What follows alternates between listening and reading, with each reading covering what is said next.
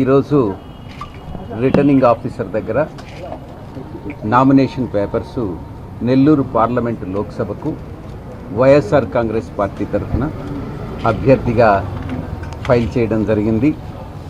ఇది నా యొక్క జీవితంలో ఎన్నటికీ మరువలేనటువంటి దినంగా నేను భావిస్తూ ఉన్నాను.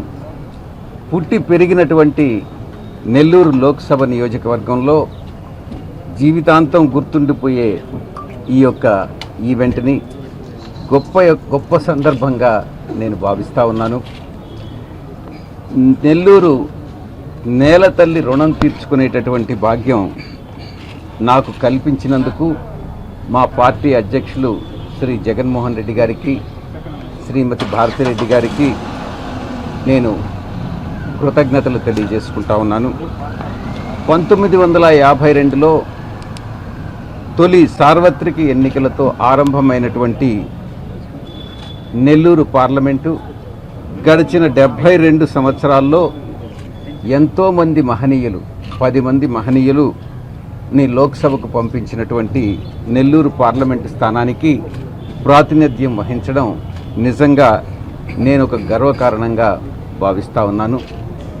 దీనికి నాకు సీట్ ఇచ్చినటువంటి జగన్మోహన్ రెడ్డి గారికి నేను మరొక్కసారి కోటి వందనాలతో నా యొక్క కృతజ్ఞతలు తెలియజేసుకుంటున్నాను.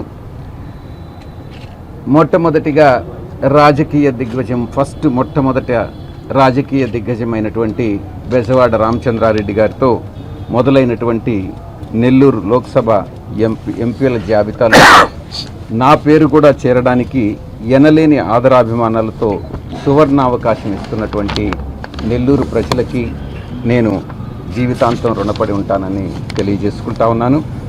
నా యొక్క చిరకాల కోరిక మీ అందరి ఆశీస్సులతో, చల్లని దీవెలతో తప్పకుండా ఈ యొక్క తీరుతుందనని నా యొక్క ప్రగాఢమైనటువంటి విశ్వాసం.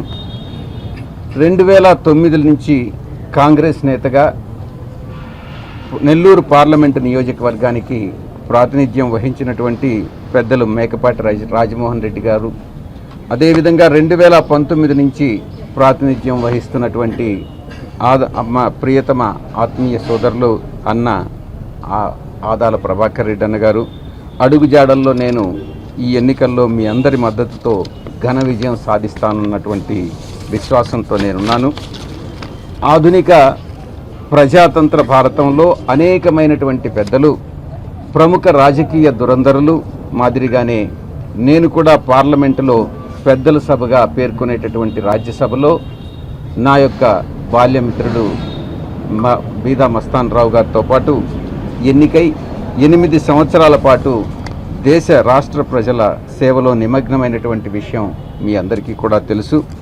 2016 నుంచి రాజ్యసభకి కొన్నేళ్లుగా వైఎస్ఆర్ కాంగ్రెస్ పార్టీ పార్లమెంటు నేతగాను, జూన్ నుంచి నెల్లూరు ఎంపీ కొత్త హోదాతో భారత లోక్సభలో ప్రవేశిస్తానన్నటువంటి ప్రగాఢ విశ్వాసంతో నేనున్నానన్నటువంటి విషయాన్ని తెలియజేస్తూ, ఆడిటర్గా మొదలైనటువంటి నా యొక్క ప్రస్థానం పార్లమెంటరీ ప్రజాస్వామ్య వ్యవస్థలో ముఖ్యమైనటువంటి పాత్ర పోషించడానికి ఆ భగవంతుడి వల్ల గొప్ప అవకాశం పొందానన్నటువంటి విషయాన్ని తెలియజేస్తూ ఉన్నాను.